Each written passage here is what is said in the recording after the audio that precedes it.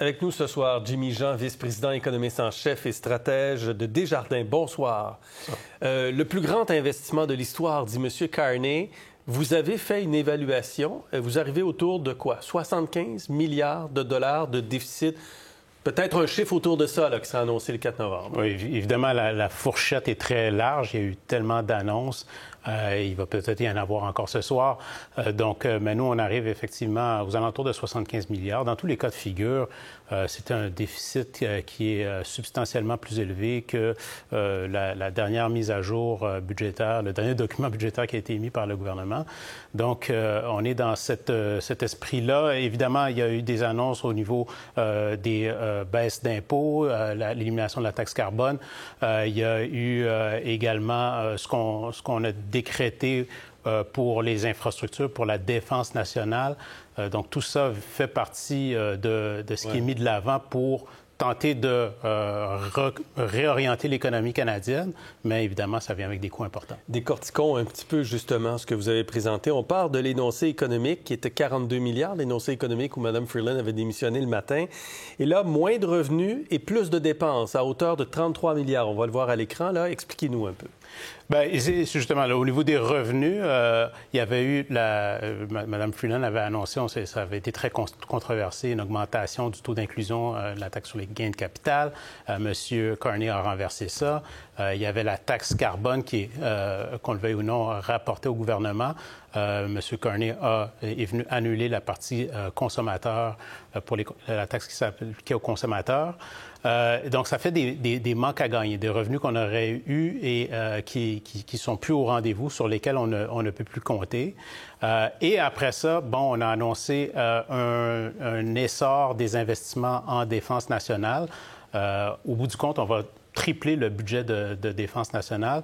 Mais ici et maintenant, on veut atteindre le 2 %. Donc ça veut dire une augmentation des salaires pour les militaires. On tente aussi de recruter tant bien que mal plus de militaires. Donc tout ça, ça s'ajoute à ce qui fait en sorte que le déficit va être plus faible. Le plus élevé, pardon. L'autre chose aussi qui est important de mentionner, c'est que la croissance économique versus la mise à jour de Mme Freeland, dont vous mentionnez, la croissance économique, évidemment, avec l'effet des tarifs est plus faible aujourd'hui que ce à quoi on s'attendait. Et ça aussi, c'est une source de revenus plus faible. Et donc, en pourcentage du PIB, on voit un alourdissement donc du déficit. Le déficit sera plus important au cours des prochaines années que ce qui était prévu également. On va le voir dans le prochain graphique qui va apparaître à l'écran. Que voici donc. Donc, le scénario de base de Desjardins, on arrive à 2,3 % du PIB. Oui, absolument.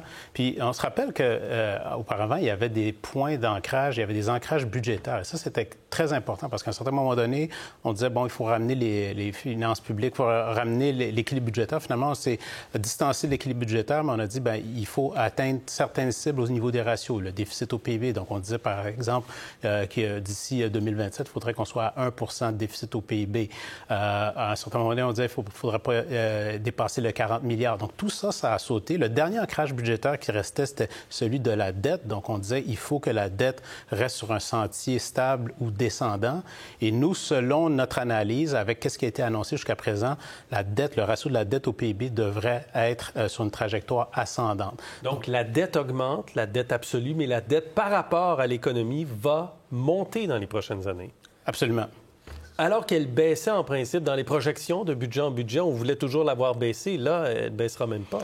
Elle ne baisse plus selon ce que nous, on estime. Oui. Après ça, il va falloir voir aussi dans les détails est-ce qu'ils vont annoncer peut-être d'autres mesures de revenus avec lesquelles ils espèrent éponger les déficits plus tard et faire baisser le niveau de la dette.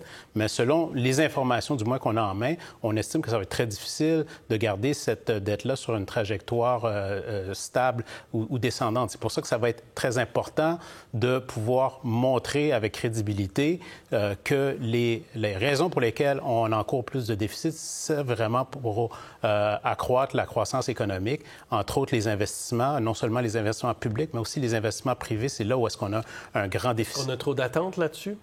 Je pense que On se doit d'avoir ces attentes-là. Oui. Parce que, ultimement, même si le gouvernement se montre très ambitieux au niveau du secteur public, les grands projets nationaux, on est toujours dans un cadre de politique industrielle. Et ça peut mal aller. Quand on décide de choisir les gagnants et les perdants, il y a des exemples très récents, je n'ai pas besoin de les citer. Alors que lorsqu'on met des conditions en place pour que les investissements privés soient au rendez-vous, en ce moment, c'est très difficile pour les investisseurs privés, pour les entreprises privées, étant donné le climat d'incertitude. Le jour où ce climat d'incertitude devrait commencer à se résorber, il faut qu'on ait mis déjà en place les éléments au niveau de la fiscalité, au niveau de la réglementation, au niveau de la concurrence pour faire en sorte qu'on ait cet essor des investissements, entre autres dans tout ce qui est les technologies de pointe. Est-ce que la note de crédit du Canada est en péril? Je pense qu'il ne faut pas la prendre pour acquise. On a toujours le réflexe de comparer le Canada à d'autres pays en termes de, justement, ces ratios, déficit au PIB, dette au PIB. Ça se compare plus avantageusement, mais comme j'ai mentionné, on avait des pratiques rigoureuses qui venaient asseoir cette crédibilité-là, qui faisaient en sorte qu'on se méritait le statut de AAA. Et tranquillement, un à un, on vient les retirer. À un certain moment donné, les agences de notation pourraient prendre des décisions en conséquence. Je ne dis pas si le Canada devait perdre son statut AAA, je ne pense pas que ce serait une catastrophe. Ce ne serait certainement pas les années 90, mais il reste qu'on ne peut pas prendre ça pour acquis non plus. Et vraiment, le pourquoi va être important. Et aussi le comment. Comment on va faire en sorte que cette ambition qui est très élevée au niveau du gouvernement, soit contagieuse et atteigne le secteur privé pour vraiment être capable de dire que la croissance va être capable de supporter finalement ce niveau de dépenses. En terminant, le gouvernement promet des réductions de dépenses, ou en tout cas une réduction de la croissance des dépenses. Et l'embauche dans le secteur public fédéral, d'abord, il y a eu une forte augmentation au cours des dernières années, mais là, on prévoit que ça va baisser au cours des prochaines années. Ça veut dire des compressions, de l'austérité budgétaire importante?